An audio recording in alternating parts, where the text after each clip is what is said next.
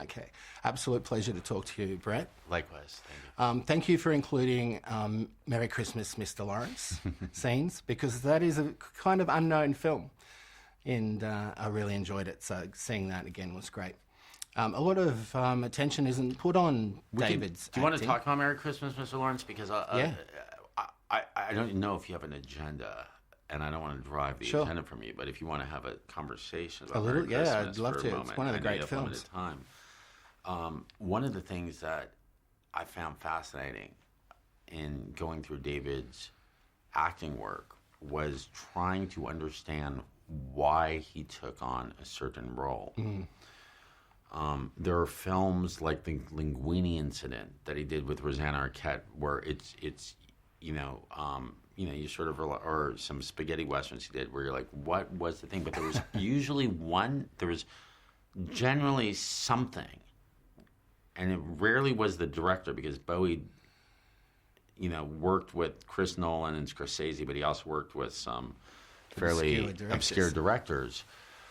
Merry Christmas, Mr. Lawrence. I could not tell you for the life of me what his attraction to that was, other than shooting a film in Indonesia for a few months at a time when he liked being in that part of the world. Yeah. When you understand the story about David and his brother, and you watch Merry Christmas, Mr. Lawrence, it is impossible not to view that through the specter of David and Terry. And David's, whether they're feelings of shame or embarrassment about the fact that Terry was locked away at that point. And Sure. it really, like, watching that through that filter was quite heady and intense. And I think it was deliberate. I think so too. And a great performance, one of many that he did. What was your earliest memory of David Bowie? Was it a song? Was it something you read when you were a child? Or how did you come across him for the very first time? I was born in 1968, and in 1974, my next-door neighbor, Gijo Reed, dressed up as Ziggy for Halloween. And so I said, "Who are you?" And he said, "David Bowie." And it was like, it struck a chord, it resonated. But to the larger point of your question, I think growing up in Los Angeles in the 70s, my parents were rather straight, so they didn't listen to Bowie, but you would sort of pick up sort of frequencies. When I arrived at puberty at 12 or 13, and I don't know what came first, Bowie or puberty, they landed at the same time, and they both changed my life. And I think, like a lot of people, I gravitated, this was in 81, 82. Well, it was all good at that point. Like, I had, his recent album was Scary Monsters, and you can work your way back to Hunky Dory. When Serious Moonlight came out, Let's Dance came out, even though I was just trying to get into Bowie, it felt like he turned a page. And I think for eons, until I started working on this film, I just had always assumed Bowie sold out during the 80s. What I learned making this film was that was just a social experiment, that he was on this, it was like the Odyssey, and he was sailing the seas, and he needed to create another challenge for himself. So he set his sails towards pop stardom to see what that would be like. And almost in a kind of like Midas, like sort of Greek fairy tale, he enjoyed what he found so much that it almost destroyed him. And then in true Bowie sense, he had to pull himself out of that. Thank you for mentioning Scary Monsters too. Probably up there as one of my favourite albums that he's done. When you decided on doing the film, who did you approach first? Was it the estate? Was it fellow producers? What light bulb went off and said, right, I want to do the movie? I was at South by Southwest in 2015 screening a movie I did called Kurt Cobain Montage of Hack. Sure. And there was a gentleman there, a music editor from Rolling Stone named David Frick. And it was one of those really kind of crazy screenings. It was sold out. It was a lot of energy in the room, a lot of buzz. And even though the film is rather dark, the concert scenes were rather intense and loud.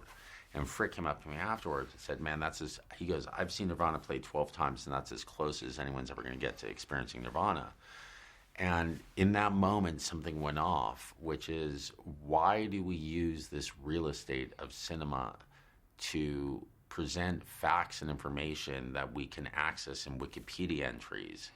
Why not use that space to create something purely immersive and cinematic? And so I landed on creating this kind of new genre that was more, had more relationship to Pink Floyd Laserium, that I used to go to attend at a planetarium when I was a kid, than anything in the nonfiction genre. And so I went to the, I happened to have had a meeting on the books with the CEO of BMG, and my friend who ran BMG in North America was like, you got to tell Hardwick your idea. I go, there is no idea. I mean, I just told you the full extent of my idea. There was nothing else to it. Sure. He goes, no, you got to tell Hardwick. And so I told him this 2-sentence idea. Yeah. And Hardwick said, this is kind of, in my industry, his industry, the music industry, all growth is in YouTube. The convergence of music and video and where we buy our movies and where we buy our music is now coming to the same place. And so he really liked this idea that I was working on, and greenlit a slate of 15 films. We started going down the road with the Beatles, and Bowie passed. And I called up Bill Zisplatt, his executor, who I had met several years earlier, pitched him what I was interested in doing, and he gave us the green light. It was an eclectic song list, but were there songs that you didn't use that you wanted to? Did you have a limit of what you were allowed to use? No, we had free reign to use... A lot of deep cuts. Yeah, to use and access anything we wanted. When I do these films, these music films, I mean, inevitably to a certain extent, it's, I'm deciding the music, so there's songs that I respond to. In the case of Bowie, the film was created very much like a jukebox musical with a rich subtext. So the foundation of the screenplay is the track listing. All of the music that I selected, or most of the music I selected, in one way, shape, or form speaks to themes of transience, chaos, or fragmentation, whether they were in the construction of the song or a song like Space Boy, where he's singing about, this chaos is killing me overtly.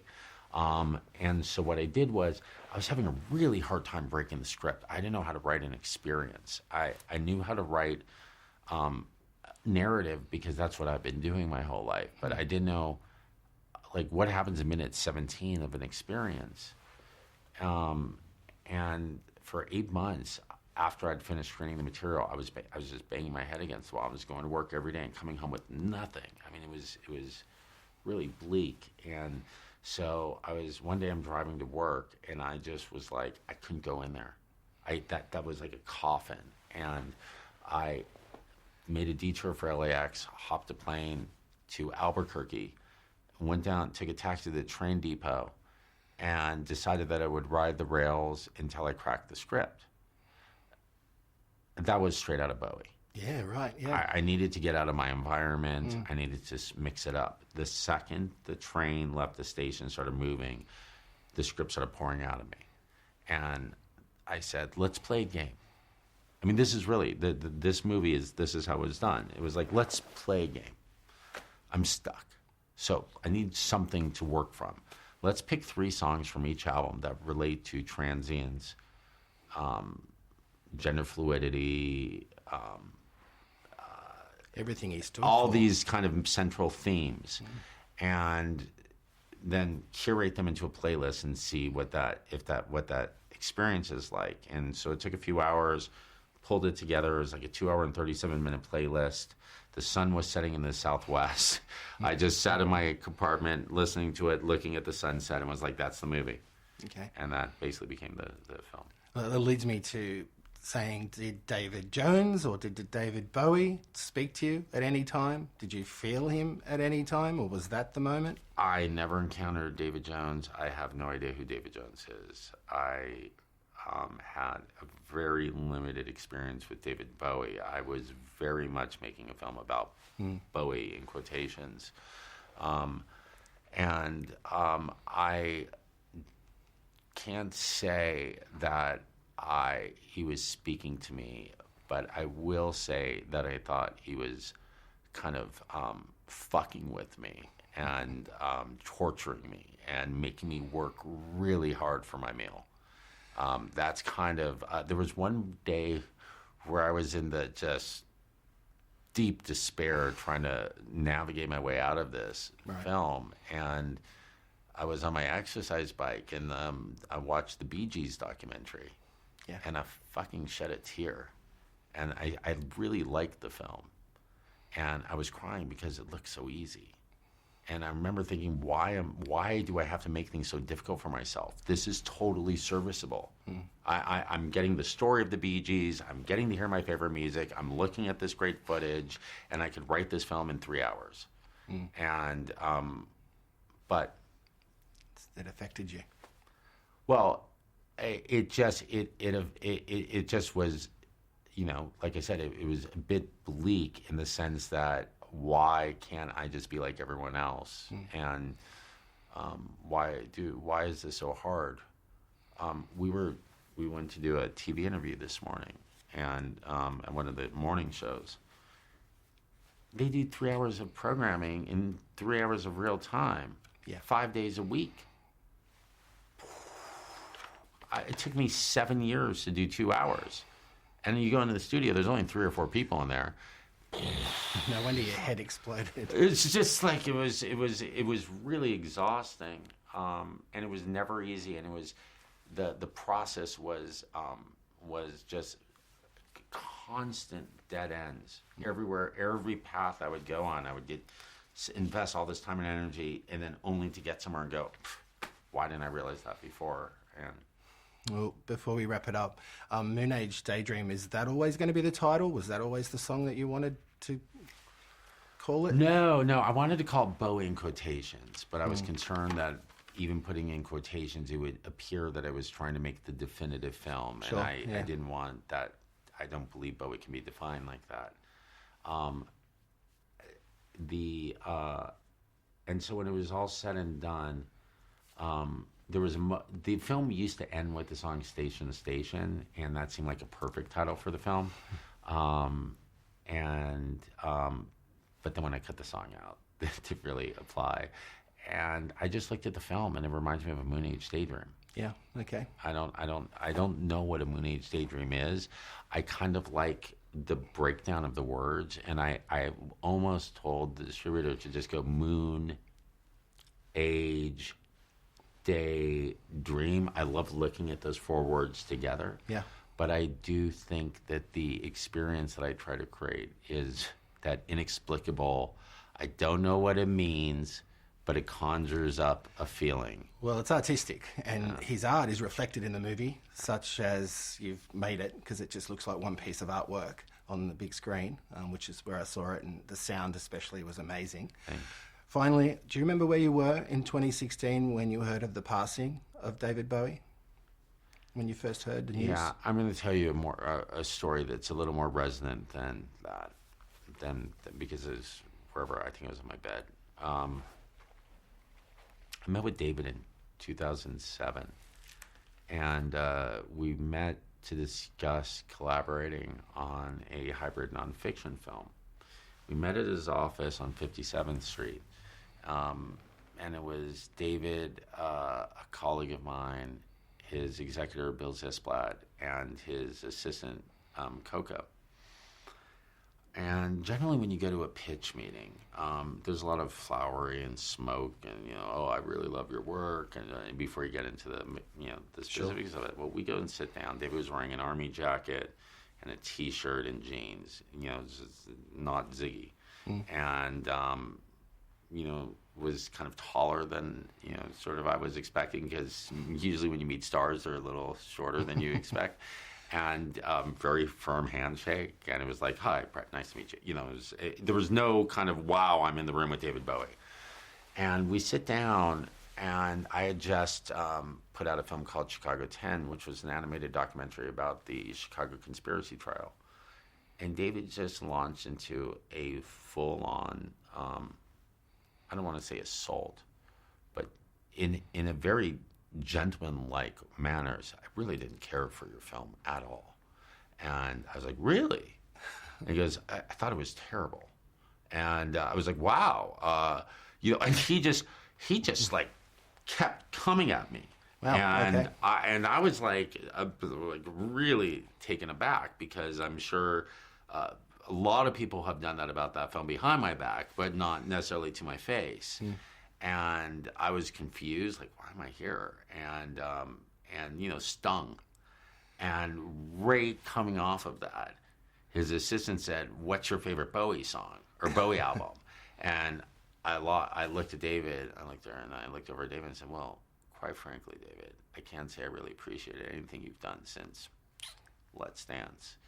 And he looked at me and went, "Touche." And That's lovely. well, no, it's not. And let What me a finish. response there. Let me finish this, if you don't mind. The truth was, I hadn't heard anything he had done since '87. I was just being, I was a bruised. That was my ego, and it was a pissing match, right? And when David passed, like a lot of people, I felt, this sort of, it was like the force, there was something had changed. But as I got into the film and I listened to his music post '95, and I loved it. And I was racked with such guilt and embarrassment at how brazen and immature and childish I was, and that I would have opportunity to apologize to him for what I had said, and that in the film I would have an opportunity to kind of try to balance his discography. And what happened was I started down that path, and the echoes of that still exist. It's why Hello Spaceboy is the first song in the film. As I got into the film, I got to the point where he does Hello Spaceboy live, and I went past that for another 30 minutes, and then was like, the film ended at Spaceboy Live. It needed to end there. And so I never really had the opportunity to make amends in the manner that I would have liked to. But so when you asked me about where I was when David died, it wasn't so much where I was on my bed, what have you. The impact really was reflecting back to that meeting. And as I sit here today, I would like to think that if given an opportunity again in 2007, I would not have used the words I did. I would like to think I'm a little more evolved. And for that, I would have to thank David. Well, before I say anything else, thank you, because I'm going to get in trouble for going over No, you're time. not. You're I'm almost going to cry. That is a really solid and beautiful story. I wasn't expecting an answer like that, so thanks very much. And nice to meet you. You too. Well done. Thank you so Congratulations. much. Recording, please. Thank you.